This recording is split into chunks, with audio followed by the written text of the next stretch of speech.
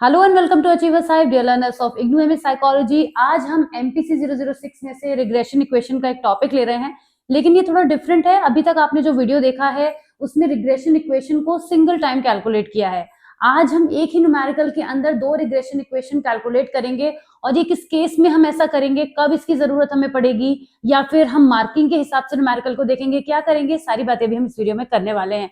इस न्यूमेरिकल को आप मेरे साथ प्रैक्टिस करेंगे, इसमें थोड़ा काम बढ़ जाता है as compared to previous one. अगर आपने regression equation single time calculate करके देखी है तो आपको सिर्फ स्टेप्स को समझना ही है, लेकिन अगर आप पहली बार भी कर रहे हैं तो कोई बड़ी बात नहीं है, कोई प्रॉब्लम की बात नहीं है। मैं उसी तरीके से एक्सप्लेन करूंगी जैसे कि मैं किसी भी न्यूमेरिकल को फर्स्ट टाइम करती हूँ। ऑलराइट, क्योंकि हो सकता है कि कोई पर्सन इस वीडियो पर इस टॉपिक के लिए पहली बार ही विजिट करे, ये भी पॉसिबिलिटी है। तो हम बात करने जा रहे हैं कि दो रिग्रेशन इक्वेशन हमें कब कैलकुलेट करनी होती है न्यूमेरिकल जब हमें दिया होगा, चाहे क्वेश्चन 10 मार्कर में आए चाहे 6 मार्कर में आए। अगर हमसे क्वेश्चन में कहा गया है compute regression equations for x and y, आप देख सकते हैं मैंने इसको हाईलाइट किया हुआ है, फॉर एक्स एंड वाई, यानी दोनों के लिए, मतलब जो हमें एक्स और वाई यहाँ पे गिवन है, हम जब दोनों के लिए यहाँ पे कैलकुलेट करेंगे तब हमें रिग्रेशन इक्वेशन को 2 टाइम्स कैलकुलेट करना है। अदरवाइज अगर हमें ऐसा नहीं कहा गया है, जनरली बोला गया है compute regression equation for the following data, तब आपकी मर्जी है, आप सिंगल भी कर सकते हैं, और अगर आप डबल कर देंगे एडिशनल तो बस इससे टीचर को थोड़ा ये समझ में आएगा कि आपको पूरी नॉलेज है इस टॉपिक की, अदरवाइज मार्क्स आपके नहीं कट होते हैं। तो जब आपके पास लिखा आता है कंप्यूट रिग्रेशन इक्वेशन तो आप simply y equals to alpha plus beta x करके कैलकुलेट कर सकते हैं। इस न्यूमेरिकल को अब हम बिगिन करने जा रहे हैं जिसमें हमें इस तरीके का डेटा दिया हुआ है और सिंपल से इसके स्टेप हैं, रिग्रेशन इक्वेशन डिफिकल्ट नहीं है और इस न्यूमेरिकल की आप मेरे साथ प्रैक्टिस फटाफट कर सकते हैं। तो स्टेप 1 हम क्या करेंगे, टैबुलेशन लिखेंगे। मैंने आपको कई बार ये बात बताई है कि हमेशा हर न्यूमेरिकल में स्टेप डालकर चलिए, इससे जो आपके टीचर आपकी आंसर कॉपी को चेक करते हैं उनके ऊपर बहुत अच्छा इंप्रेशन जाता है, वो समझते हैं कि आपने जो है वो टॉपिक को अच्छे से प्रिपेयर किया है।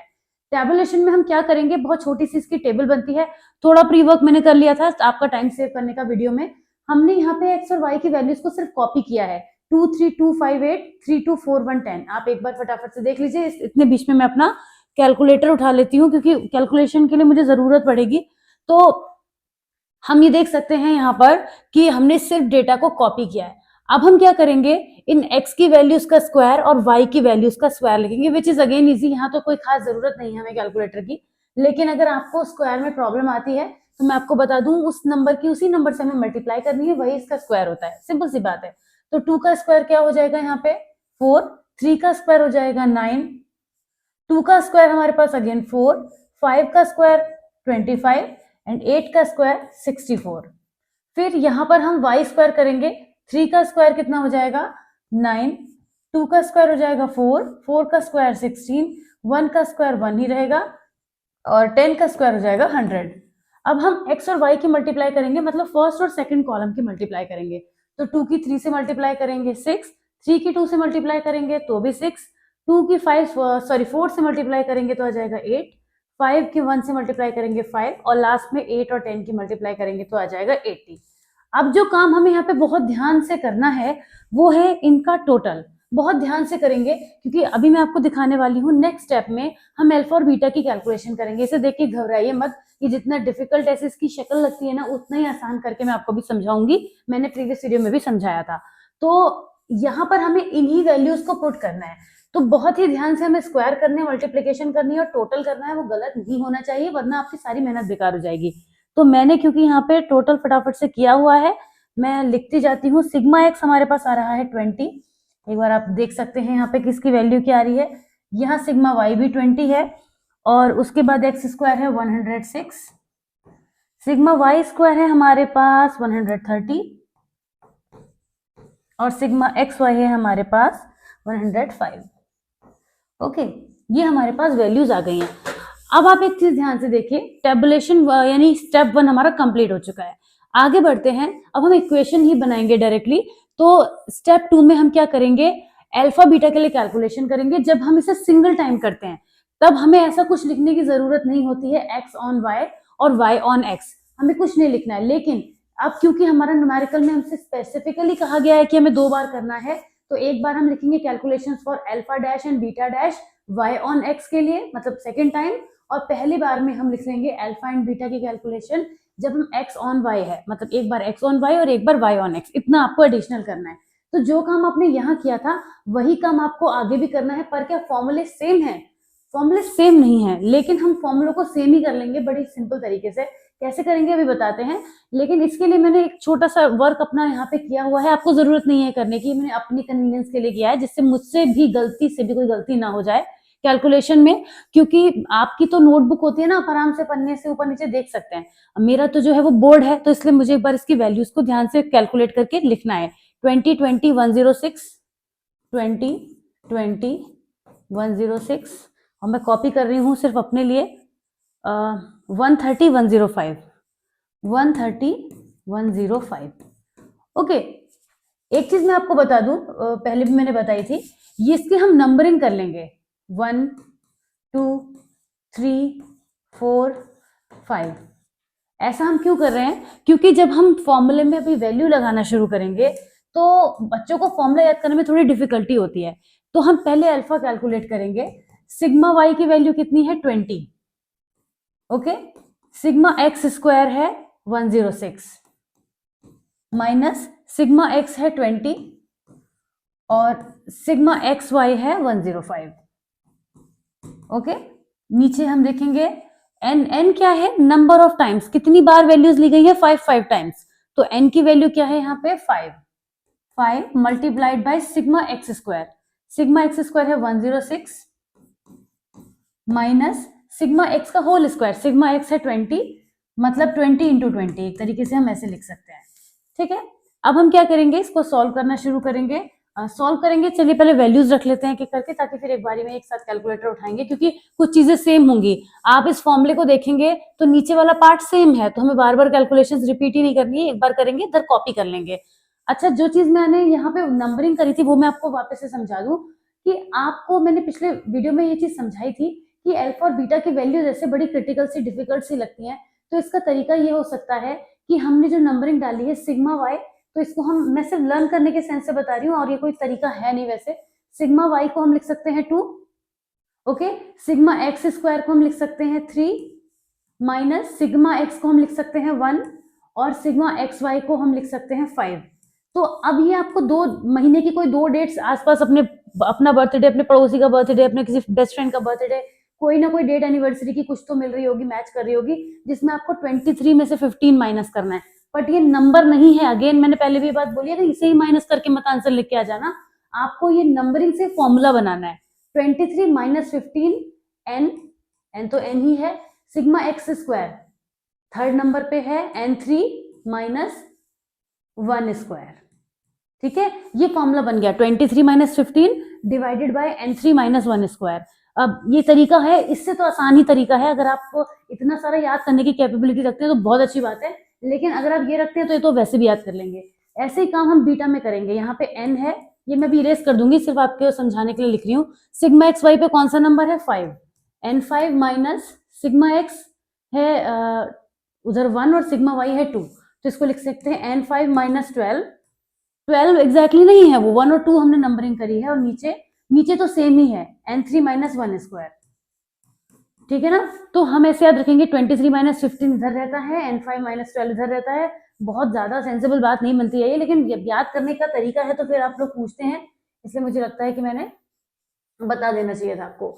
तो ये हमने अल्फा और बीटा को इस तरीके से, इसलिए मैंने यहाँ पे इनको लिखकर नंबरिंग कर ली थी, जिससे कि फॉर्मूला याद रहे।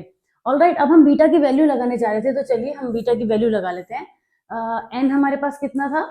एन था हमारे पास 5, एन तो 5 ही रहेगा, बदलेगा नहीं। सिग्मा एक्स वाई, देखते हैं सिग्मा एक्स वाई कितना है? 105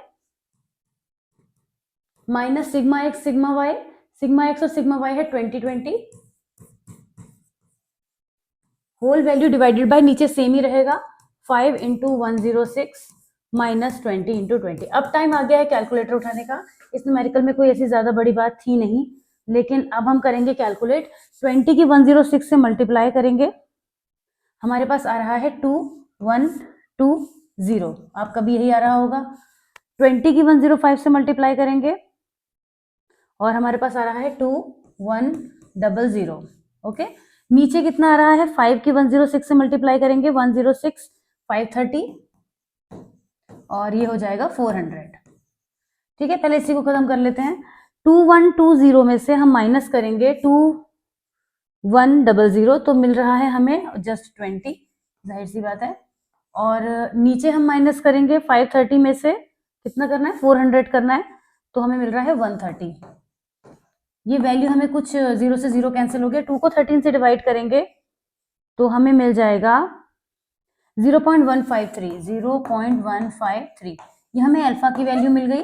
ये सब कुछ हमें कैलकुलेटर से करना है, तो कोई टेंशन की बात नहीं है, सब कैलकुलेशन आराम से हो जाएगी, बस फॉर्मूला याद करने का तरीका आपको ध्यान रखना है। ऐसे ही बीटा में हम कैलकुलेशन करेंगे, फटाफट से मैं कर देती हूँ आपके लिए। हम 105 की मल्टीप्लाई करेंगे 5 से, हमें मिल रहा है 525।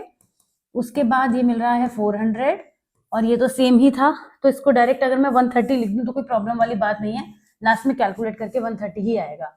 और 525 में से 400 माइनस करेंगे तो बचेगा 125, और 125 को जब हम 130 से डिवाइड करेंगे तो हमें बीटा की वैल्यू मिल जाएगी, which should be 125 divided by 130, which is 0.961। Okay, decimal के 2 प्लेसेस तक भी लिख सकते हैं, इधर मैंने 3 तक लिख दिया था, चलिए इधर भी 3 तक ही लिख देते हैं, कोई फर्क नहीं पड़ता उससे।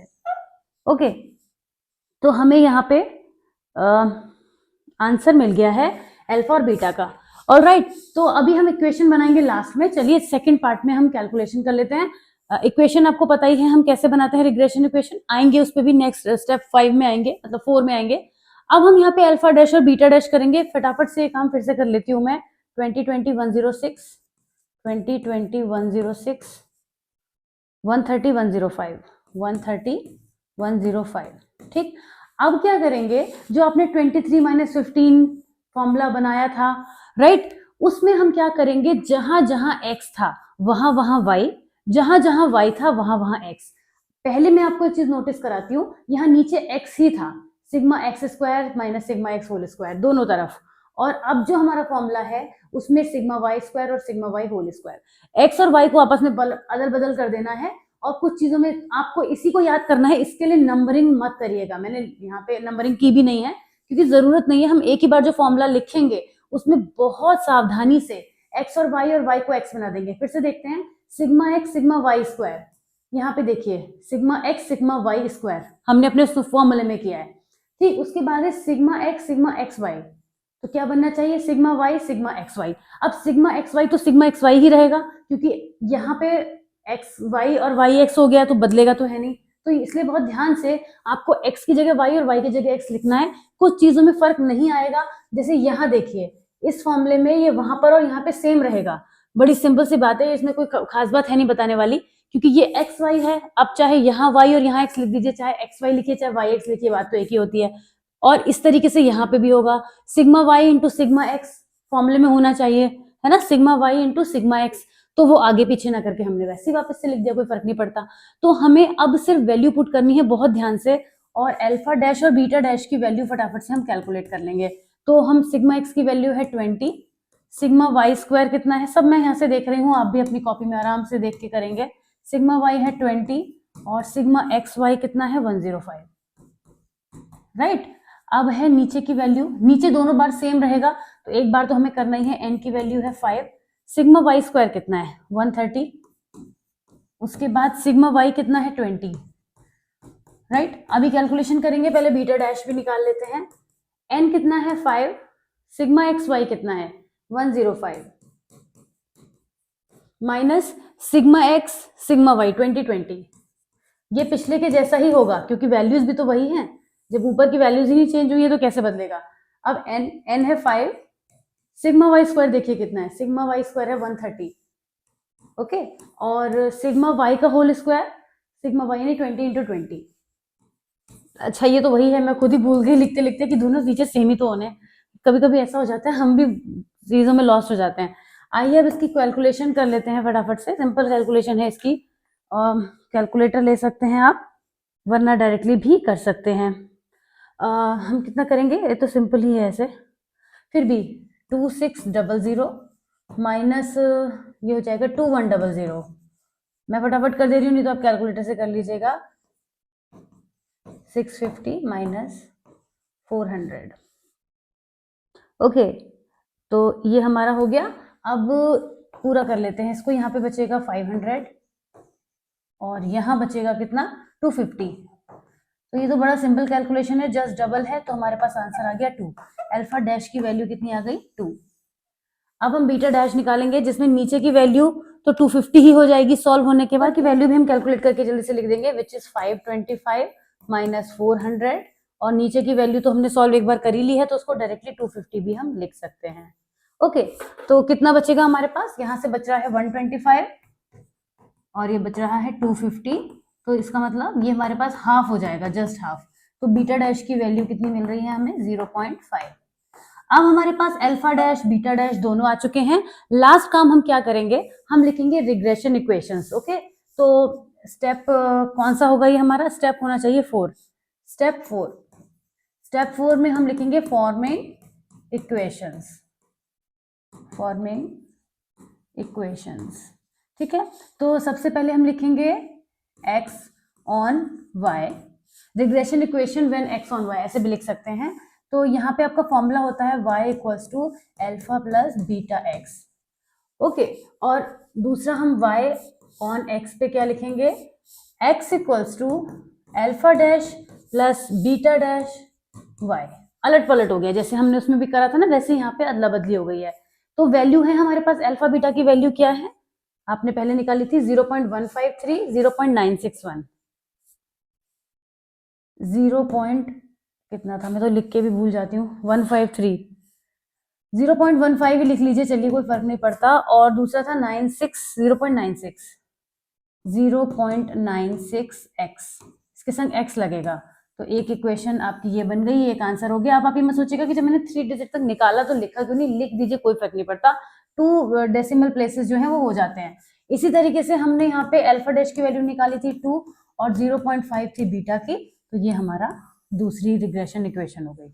हमसे कहा गया था दोनों के लिए निकालो, हमने दोनों के लिए निकाल दी है, y के लिए भी और x के लिए भी। जब x ऑन y है, इसे नीचे भी लिख सकते थे, डजंट मेक एनी डिफरेंस, और y ऑन x पर हमारी इक्वेशन आ गई। अब हमारा क्वेश्चन कंप्लीट हो गया, कब, जब हमें एक न्यूमेरिकल में दोनों के लिए ही रिग्रेशन इक्वेशन क्रिएट करनी है। ऑलराइट, तो ये था आज का सॉर्टेड सा वीडियो, आई होप समझ में आ गया होगा, क्योंकि कुछ बहुत नया या बहुत डिफिकल्ट नहीं था। जैसे पहले रिग्रेशन इक्वेशन आपने सॉल्व की है, उसी काम को थोड़ा और आगे तक करना है, और प्रैक्टिस कर लीजिएगा एक बार रिग्रेशन इक्वेशन की, पूछा गया है काफी प्रीवियस वीडियो में। मैं मिलती हूँ आपसे किसी और नए वीडियो के साथ में, till then take care of yourself, bye bye.